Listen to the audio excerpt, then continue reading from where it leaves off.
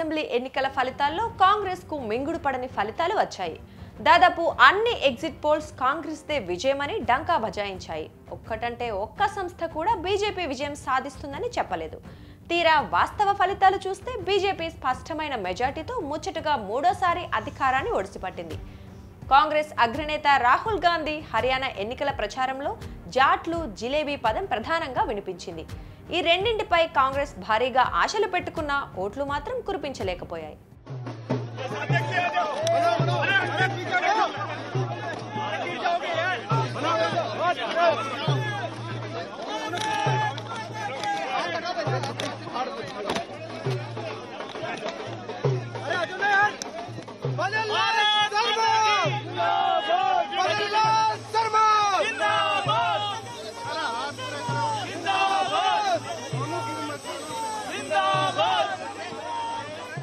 జిలేబీ పేరు చెప్పగానే హర్యానాలోని గోహానా గుర్తుకొస్తుంది.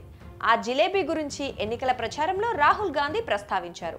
ఈ స్వీట్ ను పెద్ద ఎత్తున తయారు చేసి ఎగుమతి చేయాలంటూ ఆయన చేసిన వ్యాఖ్యలను బీజేపీ కూడా ఎగతాళి చేసింది. ఎగ్జిట్ పోల్స్ జోష్యంతో ధీమాగా ఉన్న కాంగ్రెస్ శ్రేణులు కౌంటింగ్ మొదలవటానికి ముందే ఢిల్లీలోని ఆ పార్టీ జాతీయ ప్రధాన కార్యాలయంలో గెలుపు సంబరాలు చేసుకుని జిలేబీలు తినిపించుకున్నారు. లెక్కింపు మొదలైన తర్వాత కాంగ్రెస్ 60 స్థానాలకు పైగా ఆధిక్యంలోకి వెళ్లటంతో విజయం ఖాయమేనని ఫిక్స్ అయిపోయారు. అయితే ఆ ఆనందం ఎంతోసేపు నిలవలేదు. రౌండ్ కు ఫలితం మారుతూ బీజేపీ ముందంజలోకి వచ్చింది. చివరకు స్పష్టమైన మెజార్టీ సాధించడంతో పాటు ముచ్చటగా మూడోసారి అధికారంలోకి వచ్చింది. రాహుల్ గాంధీకి కౌంటర్ గా బీజేపీ ప్రధాన కార్యాలయంలో సంబరాలు జరుపుకోవడానికి జిలేబీలను ఆర్డర్ చేసినట్లు పార్టీ వర్గాలు తెలిపాయి.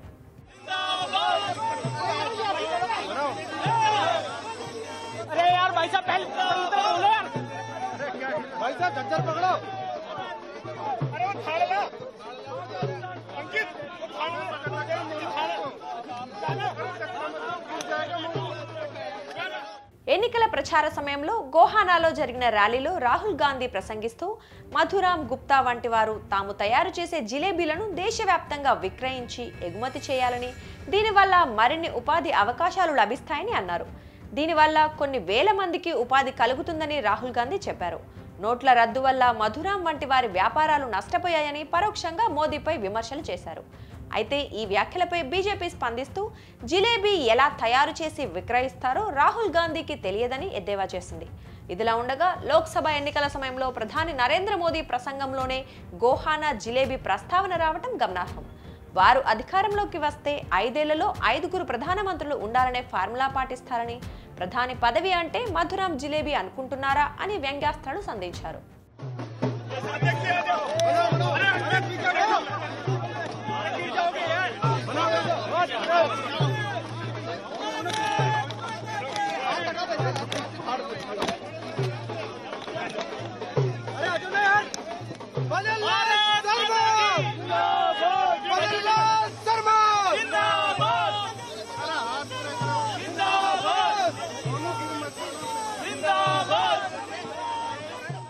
ప్రఖ్యాతిగాంచిన గోహానా జిలేబీని 1958లో దివంగత మధురామ్ ప్రారంభించారు.